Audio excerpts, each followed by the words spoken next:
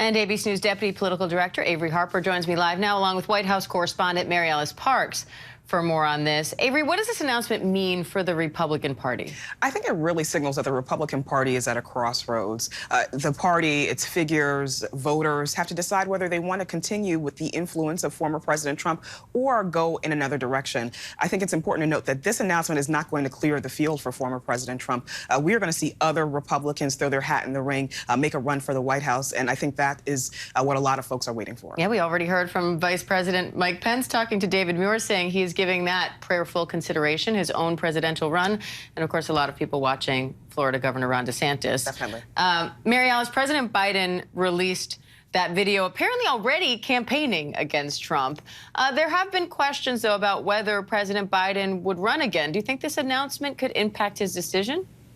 Yeah, Diane, that was so interesting. Often President Biden is very careful not to weigh in and get caught up in a back and forth with former President Trump. But here from his personal account last night, you saw Joe Biden very much weighing in on Trump's announcement, releasing that video, talking about what he called former President Trump's failed economic policies, but maybe more poignantly, that moment that was in John Carl's package where it showed former President Trump saying he would pardon insurrectionists that were there on January 6th.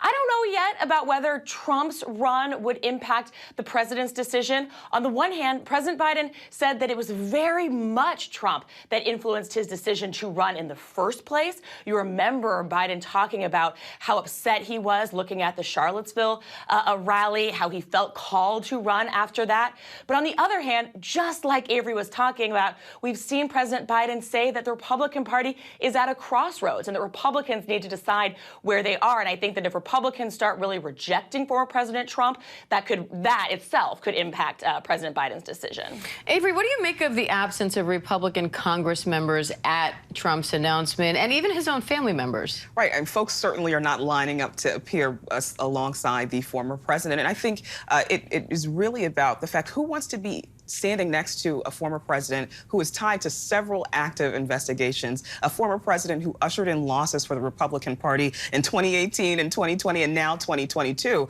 And so there are many Republicans who are out there who are not going to make their decision for a presidential pick until they know all their options out there. Mary Alice, Democratic Representative David Cicilline says he's planning to introduce a bill that would prevent Trump from becoming president again. What's the latest on that, and what's the likelihood of this passing?